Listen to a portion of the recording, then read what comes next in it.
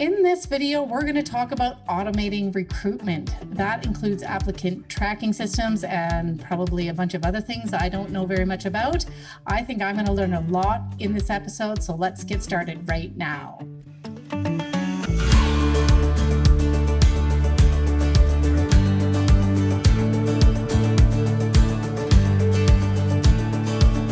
Hi there, I'm Andrea Adams and the host of HR Shop Talk. On this show, you get expert insight into HR. I encourage you to subscribe to the show by clicking on the button at the bottom of the screen to continue learning from my experienced guests. Today's guest is Serge Boudreau. Serge has spent 20 years in the recruiting space. His background includes being the director of Western Canada and Quebec for Indeed and Workopolis. He also has his own podcast called the Recruitment Flex with Shelley Billinghurst. It's quite informative and entertaining. The September 17th episode with Jerome Turnink should be required listening for all recruiters and HR folks, because while they talk about applicant tracking systems in that episode, there was so much more in it, and it's relevant to our discussion today. Hi, Serge. How are you? I'm doing well. How are you doing, Andrea? Nice to talk to you again. Yeah, and as I said in the intro, I'm definitely going to learn a lot about this from this episode. I really don't know much about it. So let's start with a very basic question. Where are the opportunities in the recruitment process to automate? Yeah, I think automation in general is confusing and really tough to determine what you should be automating, what you can automating, what the tools are out there. So you're not alone. Okay, so that's validating. And putting that also, there's still a lot for me to learn when it comes to automating, but I'll tell you what I know. And when we look at it, the way I see it is any task that doesn't bring value to either the candidate or the hiring manager should probably be automated. Is that possible right now in most organizations? No, but I'll give you some examples of things that can be automated. One of the things that I always talk about, and it is really shocking to me, but one of it is job advertising. So programmatic has been in consumer marketing for around 25 years. So basically what programmatic does is automatically adjust your budget placement for your job at the right place with the right budget. Is all done by a machine or done by a computer compared to being done by people.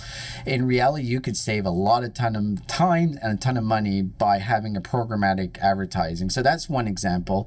The other one, and this is the most painful thing for me as a recruiter, is scheduling interviews. So a lot of companies have coordinators to do it, but in reality, there is tons of technology in the ATS, even leveraging Calendly or all those automated scheduling tools are massive. That's one of the things that you should look at automating, because it's just a bad experience for the candidates, a bad experience for the recruiter. So that's one of the elements.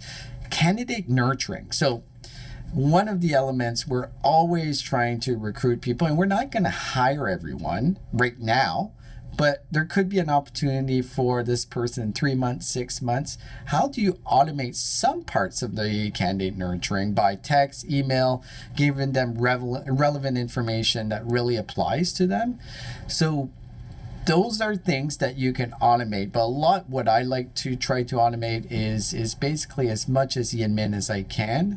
I think that makes the most sense, doesn't drive a lot of value to the candidate or the hiring manager, who are the two people I'm trying to please. I'm just going to pick on this one because the other ones seem fairly straightforward, but candidate nurturing, that seems like if you're going to nurture a candidate, you need to personally be involved. So what does automating that look like without impacting their interest in your organization? Yeah, I think it's a good question. I think in reality, candidate nurturing should have some person involvement, but like marketing and like sales, in reality, if you're nurturing a prospect, there is going to be some automation in there. A lot of it is, when you're automating this, it's with the purpose of giving that personalized touch. So say someone has applied for a position in engineering as an example, and there's recent news of something that's big in the engineering industry, why not have an email sent to all those candidates to kind of keep them informed? Something dramatic changed within the organization, or we've launched a new project, and to see how innovative we are, it's automatically sent to them. Okay. Also, I've seen companies do this. I've done this as well. Text messaging, automated text messaging is something that's sometimes great, especially when it comes to making sure candidates show up to their interviews. Yeah, you were talking about that. It's a major issue, especially I see it more in the US than Canada, but candidate ghosting, and I don't blame them because we've been ghosting candidates for years, so the tables have been turned on us. Fair enough, but in reality, there is a dramatic difference in how much people actually show up to interviews, and I'm talking about like the volume type of roles. Like in some cases 50-60% of people don't show up to interview, and if you integrate an automated text campaign with that candidate, that they get a text message the day before, maybe the hour before, to remind them on the interview, those rates go dramatically up. So, all right. So how does the automation affect the employer brand and the candidate experience?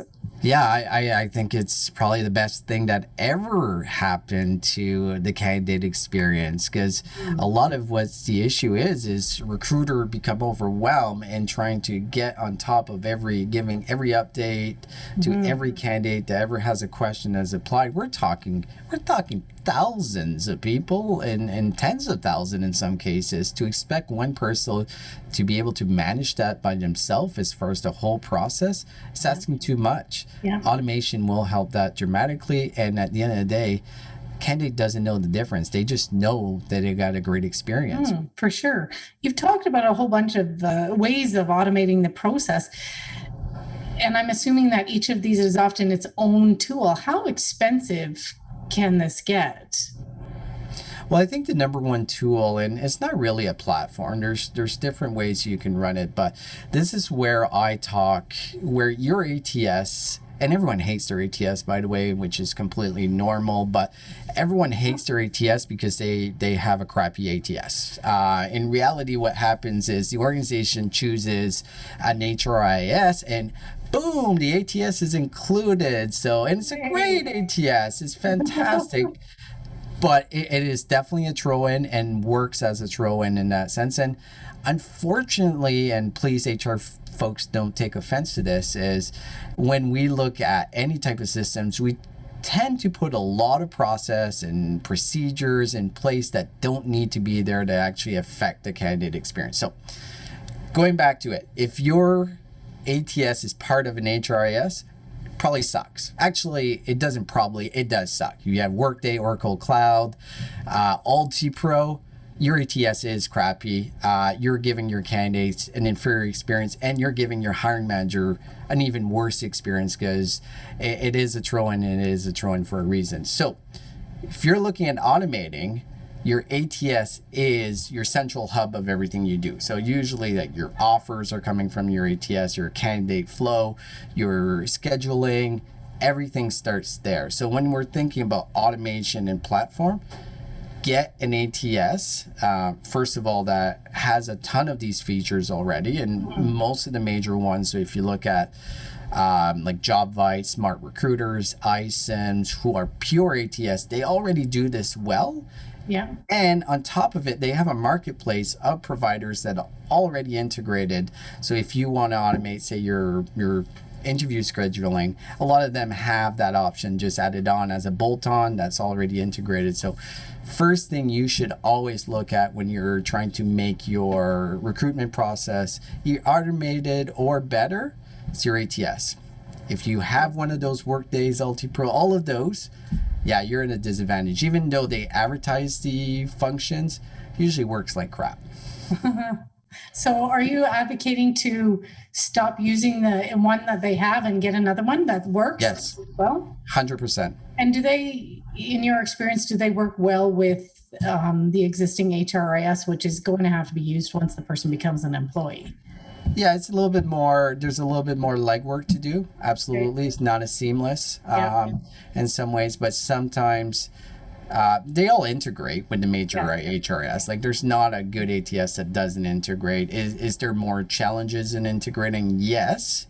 But what's the most important thing for you in the organization? Getting the best possible people. Right. If you get the best possible people, you need the tools to be able to do it. The other thing is, like, this is the most critical thing is, are your hiring managers not using your ATS and you have to do workarounds with them? You need to be sending them emails. You need to be, they just won't do in the system because it's too complex. It's too burdensome. It's a pain in the ass oh, can I swear, by the way? None of my other guests swear. Okay, well, I won't swear.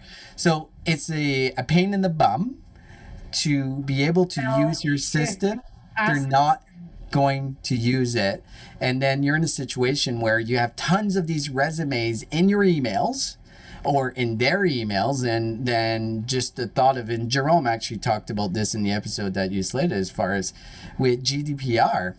Like, what's going to happen when they come in? You need to be able to delete everyone's resume after a year and they're in everyone's email. How are you going to manage that? So in reality, yeah, it might be more seamless for the HR department to have an HRIS with the ATS built in.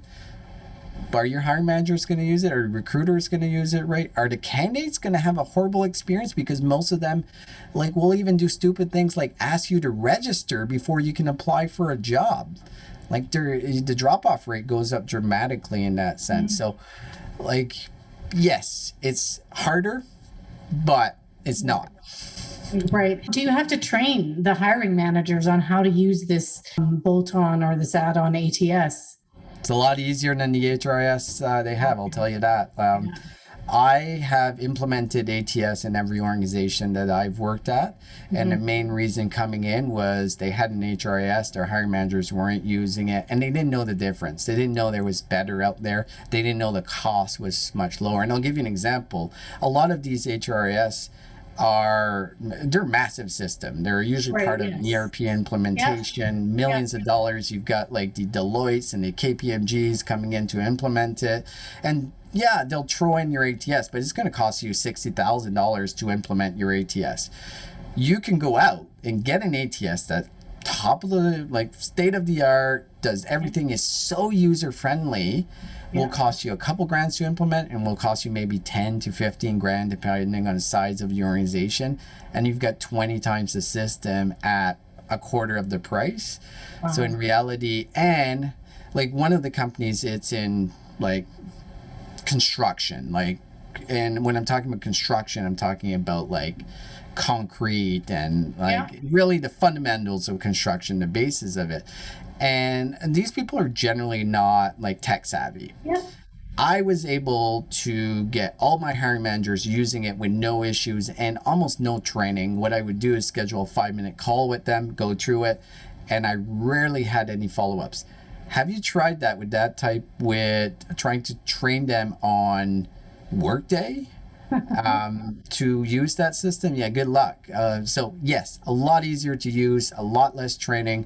They love using it, generally a lot more than they do with the Workdays and the Oracle Clouds of the world. If you found this helpful, subscribe to see all the episodes and comment. What do you think about your applicant tracking system, either as an applicant or when you're using it at work? Tell us in the comment section below. So we just talked about HRISs, and it's clear that you're not a fan. They come with automation. And so if buying another system isn't an option, what are the features that a recruiter should be looking to use in their own HRIS? Well, I think like in one of the advice when it comes to any type of system before changing it, do you have a really deep understanding what it actually does? I see too many people change HRIS or ATS or whatever the case is and are using maybe 20-30% of the functions. So in reality, figure out what it does now. So when we're looking at an HRIS and going back to the hiring manager or whoever is the business, have you gone through how they do things? Like, have you put yourself in their shoes and actually run a process like they would to see what the challenges are, how it works. On the flip side, have you ever actually applied for one of your jobs? Have you gone through that process? Have you seen what the candidate experience is? I'm always shocked that I would say 80% have never. In reality, they have no clue what it is on the user side, either in their own company or candidates. So I think we all have to put that in context. Never buy technology based on existing process, because if you're taking crap and just adding it more technology to it, it just like makes it even more crappier. So I think that's one of the things that you have to look at. That was some good advice. All right. So if someone wants to automate aspects of the recruitment, they're not, maybe, there might be some small places that have no automation whatsoever. Where should they start? Yeah, I think if you look at what is taking the most time and is giving the worst candidate experience. I think those are the things that you look at. If you ask a ton of people, the first thing that I start with is, it's just this calendar scheduling, like just scheduling interviews. There's ways to automate that and make that a lot simpler. So I would start there. Right. Then I would start looking at other elements that really a human doesn't add a ton of benefit. And like when we're talking about automating, you can automate pretty much anything, but is it the right thing for your organization? Example, do you want to automate and use AI matching to assess your candidates? Some companies do that, some companies don't. Basically what that means is, as resumes come into a particular job, it automatically ranks based on the job description and the candidate's resume, who the top candidates are. Is there flaws with that? Yes, tons of flaws, but it's a place to start, and I do it. Like that's how my ATS has that function. So I will look at the top ranked candidates before I start going down the list. So that's one of the elements. Is that something that's going to save you a massive amount of time, especially if you have a really high volume of candidates. That's one things you can automate. The other things you can automate is strictly like almost your whole process as you're going through it. Your offer letter this can be automated. Do you want to automate your sourcing? There's technology out there that will actively go look for the people that you need and send you a list of people that are in similar jobs that you're looking for automatically, instead of manually going through LinkedIn or whatever tool that you leverage for sourcing. That's the other thing. Like the sky is the limit on the things that you can automate, but what is your organization ready for? If you're going to start with everything, you're going to confuse a lot of people, and especially you don't have a lot of experience, you're probably going to make tons of mistakes in what you're automating. So start slow, see what affects, then move from there. And the first thing I would say is interview scheduling. If you can automate that, recruiters will love you. For sure. It's dreadful. Okay, final question here. So just let's say the recruiter has managed to automate a whole bunch of tasks. What should they be doing with the time they've freed up?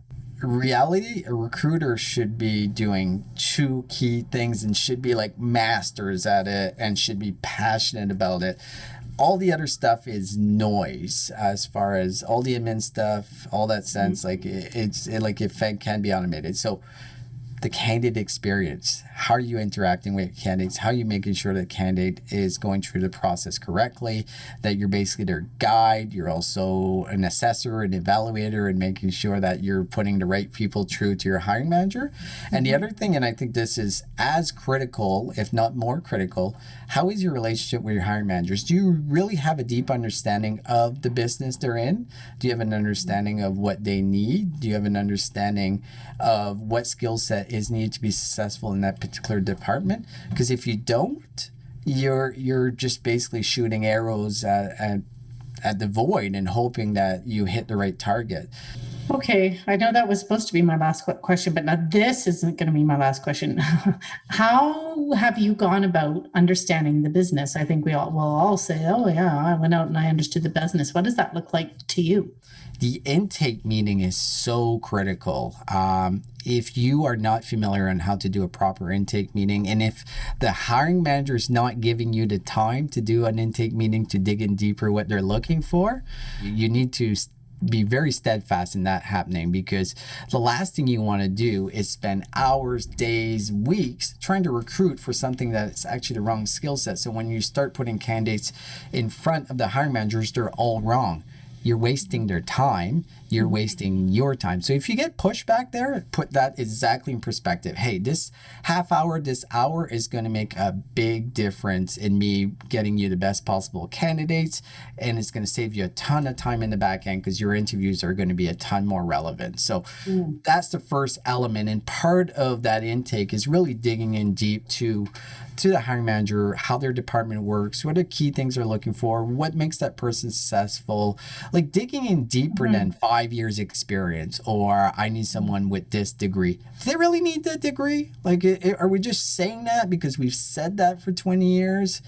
Or is it actually, we don't need a degree. Actually, we need someone with a community college degree that spent 5 years doing that, and that's actually a best fit. So asking those questions and challenging the norms of what they've done in the past, I think that's where we get to learn the business quite a bit. I also try to attend as many, like I'll straight up ask, like, hey, you have your quarterly meetings with your department. Can I sit in? I just like to learn more about the business. I've never been told no. HR should be doing this if you're not doing this in HR, because one of the things that we always complain is not getting a seat at the table.